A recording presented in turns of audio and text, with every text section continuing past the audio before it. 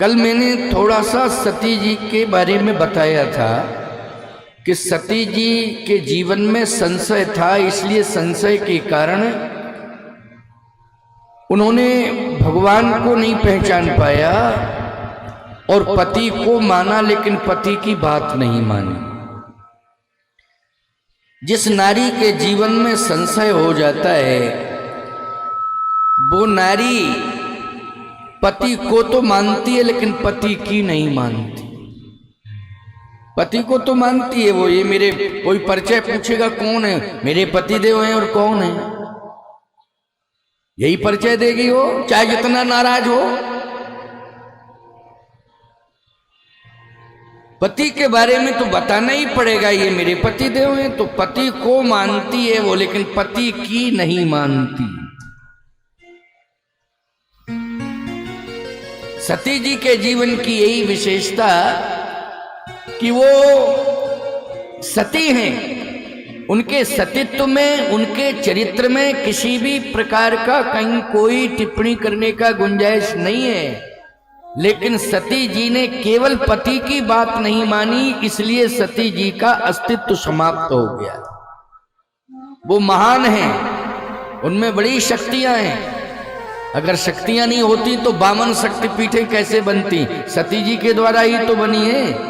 आज पूरे विश्व में 52 शक्तिपीठें हैं, जिसमें खासतौर से भारत 52 शक्तिपीठें, 52 शक्तिपीठें सती जी की देन है। लेकिन एक भूल कर बैठी कि उन्होंने अपने पति की बात नहीं मानी। उस भूल के कारण उनका अस्तित्व समाप्त हो गया। लेकिन एक विशेषता देखने को मिल रही है, अंत भला तो सब भला। सती जी ने अंत में एक क्षमा मांगी है।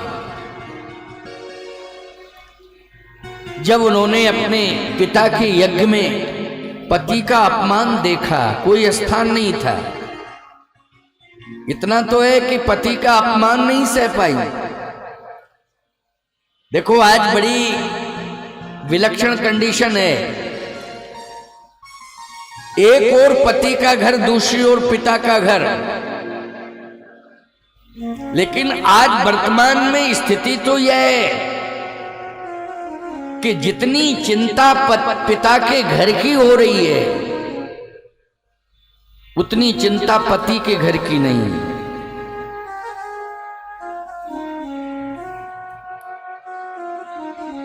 मेरे भाई क्या कर रहे हैं? तुमने भोजन किया कि नहीं किया? तुम्हारी तबीयत कैसी है कि नहीं है, ठीक है कि नहीं है? तुम्हारा ठीक ठाक धंधा चल रहा है कि नहीं चल रहा है?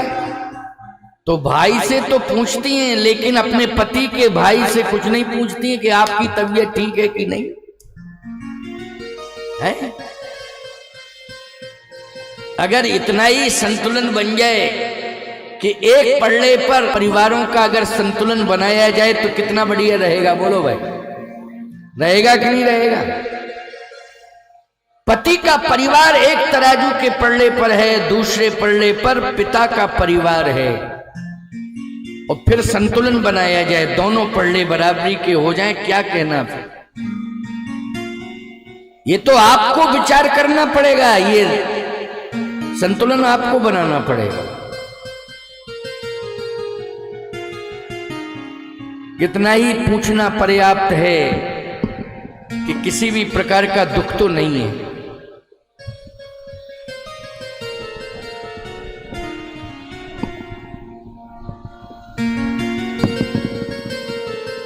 किसी भी प्रकार का कोई दुख तो नहीं है, कोई परेशानी तो नहीं है, इतना पूछना ही पर्याप्त है।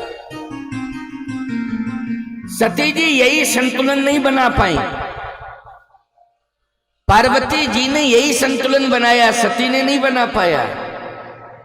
ना तो कभी नंदी जी से पूछा उन्होंने कि आपकी क्या स्थिति है, और न कभी शंकर जी के जो गण हैं वही उनका परिवार है, ना उनसे पूछा कभी। ये संतुलन बिगड़ गया, संतुलन ये बना नहीं पाए। ये ठीक करो, क्या है हो गया, ठीक से संभाल के रखा करो। ये रस्सियां कहीं इधर जा रही कहीं उधर जा रही है। चलो हो गया, हटो।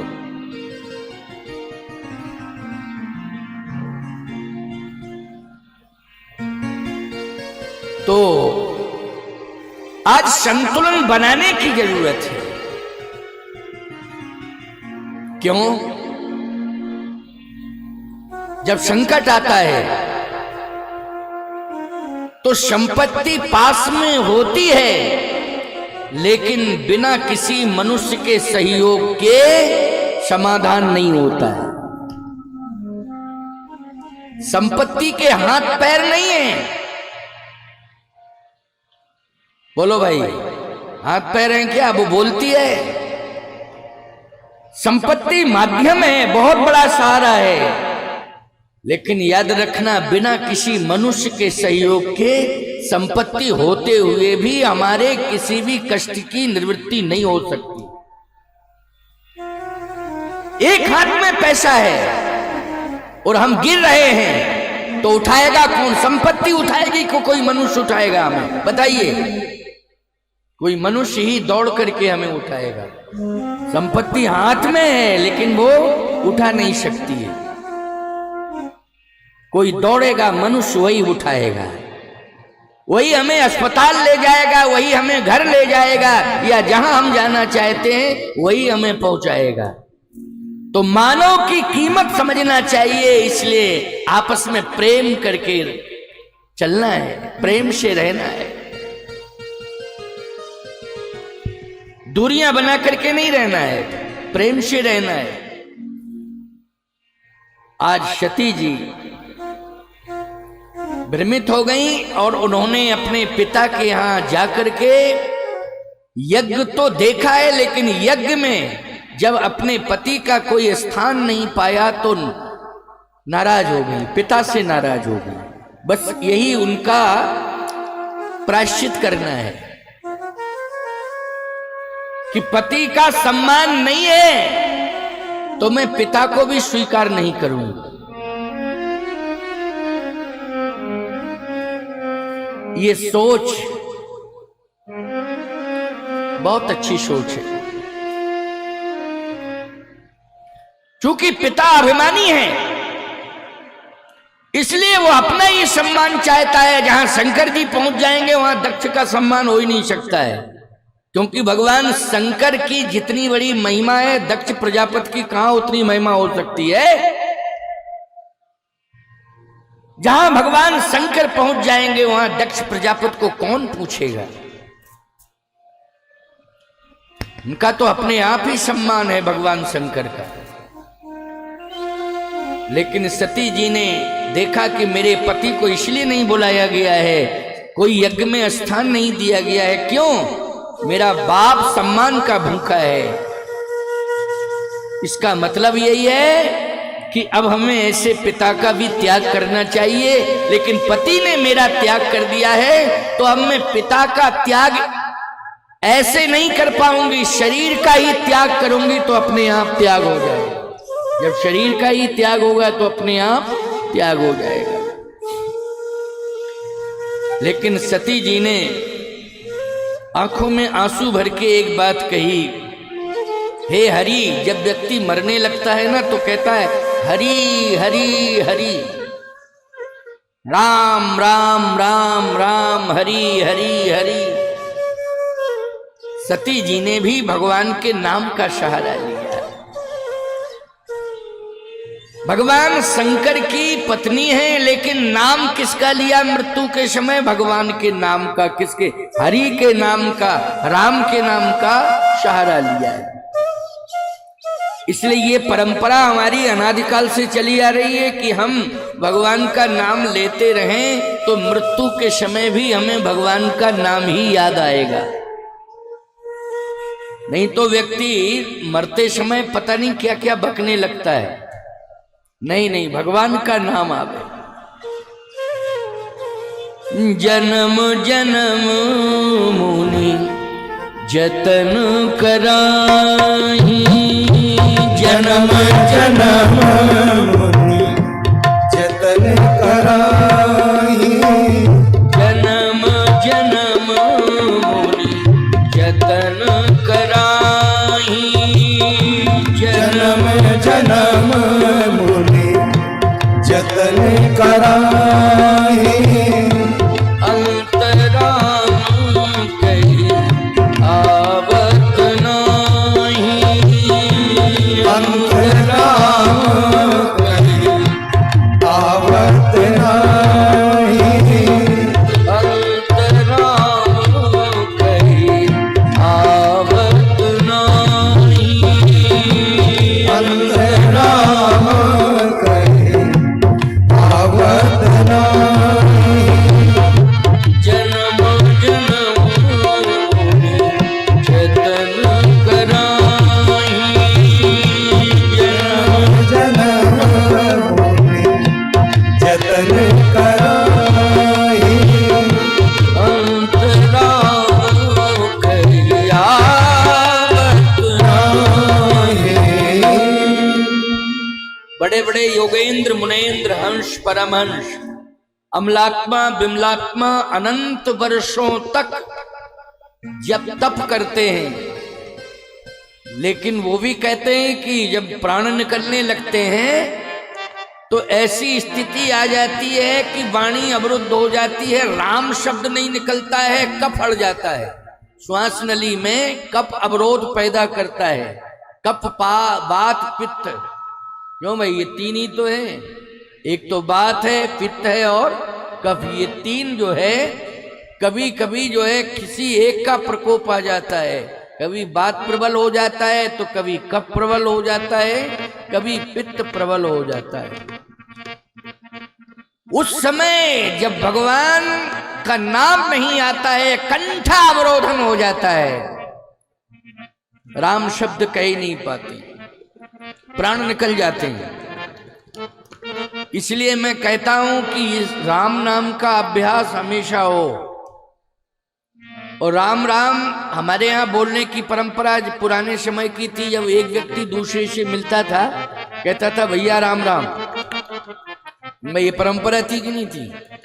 इसलिए थी कि अभ्यास बना रहे राम राम कहने का। तो मृत्यु तो सत्य है, क्योंकि मृत्यु कभी भी किसी भी क्षण आ सकती है, इसलिए सतत हरि स्मरण करते रहना चाहिए। कभी भी मृत्यु आ सकती है, इसका कोई ठिकाना नहीं कब आ जाए। सतत हरि स्मरण करते रहना चाहिए। तो राम राम कहने की परंपरा थी। एक दूसरे से जब हम मिलते थे भैया राम राम और सब ठीक है, और यहां तक कहते थे जब चलने लगते थे कि फला व्यक्ति मिले तो हमारी तरफ से राम राम कह देना कि उन्होंने राम राम पहुंचाई। क्यों भाई? ठीक है, हम नमस्ते कहते हैं, ये हमारा शिष्टाचार है। हम नमस्कार कहते हैं, हमारा ये शिष्टाचार है, अच्छी बात है, हम विरोध नहीं करना चाहते हैं। लेकिन भैया नमस्कार नमस्कार कहने से हमारा उद्धार नहीं होगा। ये तो सामान्य शिष्टाचार है। नमस्कार और नमस्ते क्या है? ये सामान्य शिष्टाचार है। लेकिन उद्धार हमारा राम राम कहने से ही होगा। इसलिए हमें एक दूसरे को जब भी हम मिलें और बातचीत करें तो राम राम शब्द तो एक दो बार जरूर दोहराओ। है आजकल एक सिस्टम हो गया, मोबाइल में किसी ने कॉल की तो आपने कहा हेलो हेलो। अच्छा एक बात बताओ, हलना बहुत अच्छी बात है, तुम ही बताओ हैं? ये क्यों hello hello hello hello hello hello हैं? हल का अर्थ तो समाधान है। हल का अर्थ क्या है बोलो भाई? हमारी समस्या हल हो गई, समाधान है। हमारी समस्या हल करो, ये समझता ये समाधान है। हेलो क्या है ये? हम हिंदू हैं, सनातनी हैं, हम भगवान शालिग्राम को, तुलसी को मानने वाले हैं, हम भगवान राम कृष्ण को मानने वाले हैं, हम शिव और हनुमान को मानने वाले हैं। इसलिए हमें अगर हमारे मोबाइल पर किसी ने कॉल किया है तो आप कहिए राम राम, और क्या हाल है भैया बताओ। राम राम कौन है, इसमें शर्म की क्या बात है, बोलो। अच्छा एक बात बताओ, स्टैंडर्ड घट जाएगा क्या राम राम कहने से? स्टैंडर्ड घट जाएगा है? अच्छा एक बात बताओ, यहां तो तुम्हें अपनी चिंता लग रही कि हमारा स्टैंडर्ड न घट जाए, लेकिन यहां से जाने के बाद तुम्हारे कल्याण के लिए हल हो जाएगा कि राम राम तुम्हारे कल्याण के लिए जाएगा, बोलो। अच्छा, और वहां भगवान की अदालत में अगर रिमांड ले ली गई तुम्हारी, तो याद रखना तुम्हारी तरफ से पक्षधारी जैसे किसी की रिमांड ली जाए तो पक्ष कौन लेगा आपका? कौन व्यक्ति ऐसा है जो पक्ष लेगा? भगवान की अदालत में यदि कोई रिमांड की बात आएगी, आपकी रिमांड ली जाएगी, तो आपके पक्ष की तरफ से वकालत भगवान का नाम खड़ा होकर के करेगा। इसने मेरा नाम लिया है इसलिए मैं इसका पक्ष ले रहा हूं, मैं इसका पक्ष ले रहा हूं। भगवान का नाम परिवार में आ जाए और परिवार पूरा जुड़ जाए, बोलो भाई, जुड़ जाए पूरा परिवार।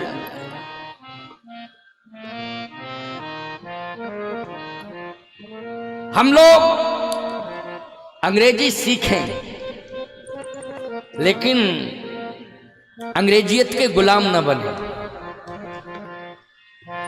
किसी भी भाषा से हमें कोई परहेज नहीं है। जितनी भाषाएं हो, सारी भाषाओं पर अधिकार हो तुम्हारा, अच्छी बात है, ये तो तुम्हारी ऊर्जा है, तुम्हारी मेधा है, क्षमता है। लेकिन भैया हमारी जो परंपरा है उस परंपरा को भी अपनाइए, और खास तौर से हम लोग अपनी हिंदी भाषा के प्रति प्रेम रखें। बोलो, रखना चाहिए कि नहीं रखना चाहिए?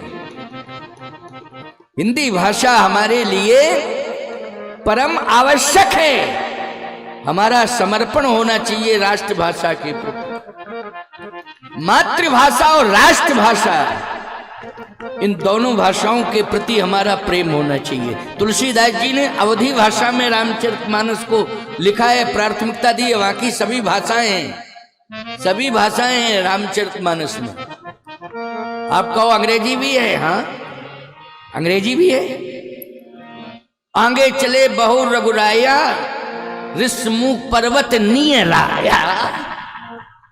नियराया क्यों भाई? रामायण में ही तो लिखा है।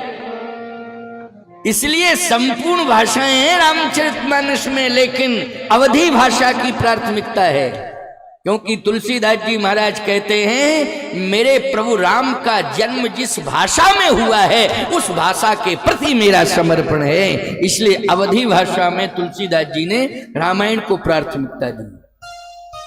अवध में भगवान का जन्म हुआ है ना, तो हम लोग अपनी परंपरा को स्वीकार करें। सती जी ने हरि शब्द का उच्चारण किया, योगाग्नि में अपने शरीर को भस्मीभूत कर रही है। देखो, एक प्रकार की अग्नि में नहीं जली सती, क्रोधाग्नि में जली, क्योंकि पति का अपमान देखा तो क्रोधाग्नि, बोलो क्रोध आया तो वो भी अग्नि है। जैसे पति का अपमान देखा कहां? अपने पिता के यहां, तो पहले क्रोध आया। तो क्रोध का मतलब ये क्रोध आता है तो अग्नि का ही स्वरूप बन जाता है कि नहीं? क्रोधाग्नि में पहले अपमान देख करके क्रोधाग्नि में जली, इसके बाद योगाग्नि में, और क्रोधाग्नि के पहले विरहाग्नि में। पति ने त्याग किया, विरह हो गया, वियोग हो गया, तो बोलो विरहाग्नि हो गई कि नहीं? विरह की अग्नि, वियोग की वियोगाग्नि, क्रोधाग्नि और योगाग्नि, ये अंत में है योगाग्नि। योगाग्नि में जल के भस्म हो गए। हमारे आपके जीवन में भी क्रोधाग्नि है, और मैं ये देखता हूं कि छोटी छोटी बातों को लेकर के क्रोध आ जाता है। शिकायतें दोनों तरफ से मिलती हैं। माता पिता भी शिकायत करते हैं तो यही कहते हैं ये पुत्र हमारा महाराज थोड़ा क्रोधी ज्यादा हो गया, इसको आप समझाओ। ये छोटी सी बात पर नाराज हो जाता है। कभी कभी पत्नी कहती है पति हमारे क्रोध बहुत करते हैं महाराज जी, आप थोड़ा सा समझा दो। कभी पति भी कहता है कि पत्नी क्रोध करने लगती है छोटी छोटी बातों पे, महाराज समझा दो। और समझाने का ठेका महात्माओं ने ही लिया है। क्यों भाई? समझाने का ठेका महात्माओं ने ही लिया है। कभी कभी तो ऐसी कंडीशन आ जाती है कि महात्मा समझाते समझाते ही धर्म संकट में फंस जाती। एक बार की घटना आपको हम बहुत अच्छी बात सुना रहे हैं। छोटी छोटी बातों को लेकर के हम लोगों के परिवार में बहुत बड़ा संघर्ष होने लगता है, और इतना बड़ा संघर्ष होने लगता है कि फिर वो संघर्ष अदालतों तक पहुंच जाता है। अदालतों के दरवाजे को खटखटाता है वो संघर्ष कि मैं आ गया हूं, खोलो खोलो खोलो। ये कंडीशन हो जाती है। धर्म संकट आता है। बड़ी हल्की बात है लेकिन बात को इतना बढ़ा दिया गया कि दिमाग खराब हो जाता है सुनते ही। पति पत्नी दोनों झगड़ रहे, समझाने के लिए मैं पहुंच गया। क्योंकि संयोग से उस घर में जाना था, प्रसाद आदि की व्यवस्था थी, निमंत्रण था। लेकिन निमंत्रण था, वहां तो महाभारत मचा है। भोजन बना रखा है, प्रसाद तैयार है, भोजन बन चुका है, लेकिन पाने के पहले विवाद शुरू हो गया। मैंने कहा क्या बात है, क्यों लड़ रहे हो? पत्नी ने कहा महाराज जी आप आ गए हो, समाधान करो, बड़ी समस्या है। हमने कहा क्या समस्या है? कि मैंने यही कहा इनसे कि बेटे को मैं मास्टर बनाऊंगी। पति ने कहा मैंने ये कहा कि मैं डॉक्टर बनाऊंगा। मैंने कहा कि बच्चा पढ़ किस क्लास में रहा है पहले ये तो बताओ। क्यों भाई? किस क्लास में बच्चा पढ़ रहा है? डॉक्टर मास्टर वाली तो बात अलग है। कौन सी क्लास में तुम्हारा बेटा है? बोले बेटा तो अभी पैदा ही नहीं हुआ है। बोलो भाई, बेटा अभी पैदा नहीं हुआ है, डॉक्टर मास्टर बनाने वाला झगड़ा शुरू हो गया है। खबरदार, प्रेम से रहना है, संतुलन बना के रहना है। आज सती जी योगाग्नि में जल रही हैं। पहले योगाग्नि, क्रोधाग्नि, योगाग्नि, ये 3 प्रकार की अग्नि में जली सती। आज 2 प्रकार की अग्नि तो परेशान कर ही रही है। एक तो क्रोधाग्नि, और क्रोधाग्नि जब ज्यादा बढ़ जाती है तो फिर वियोग की कंडीशन आ जाती है, दूरियां बन जाती है पति पत्नी में। नहीं नहीं नहीं, ये संपूर्ण अग्नियों को समाप्त करने की क्षमता है भगवान के नाम में और भगवान की कथा में। अगर सती ने कथा सुन ली होती तो किसी भी प्रकार की अग्नि उन्हें प्रभावित नहीं कर पाती, लेकिन कथा नहीं सुनी। कल की कथा में आपने श्रवण किया था, इसलिए जो है सती के आगे क्रोधाग्नि भी आ गई, सती के आगे वियोगाग्नि भी आ गई, और सती के आगे योगाग्नि भी आ गई। योगाग्नि में तो शरीर जला के भस्म कर दिया। सती मरत सती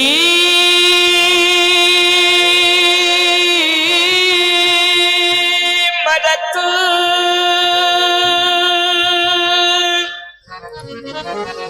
हरि सन बर मांगा,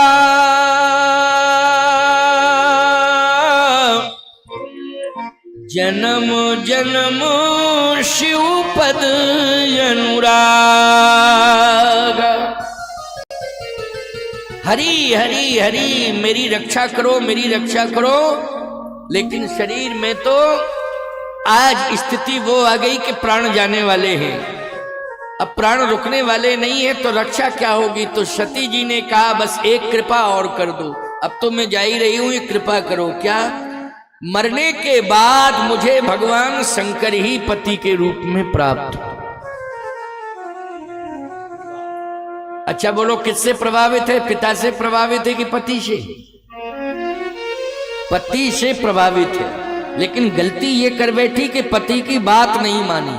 पति को तो आज भी मान रही है, लेकिन बात नहीं मानी, परिणाम ये हुआ। और फिर शंकर जैसा पति मिला हो, इतना योग, इतना साधक, इतना बड़ा संयमी, और जिसकी महिमा पूरे विश्व में हो, जिसका नाम ही विश्वनाथ हो गया, इतना सम्मान पाने वाला, इतना महान, इतना बड़ा भगवान पति मिला है, इसके बाद भी बात नहीं मान रही है, तो भूल नहीं है तो क्या है? ये तो बहुत बड़ी भूल है। भगवान ने कहा सती एवमस्तु, तू चाहती है कि पति के रूप में भगवान शंकर मिले तो मिलेंगे, लेकिन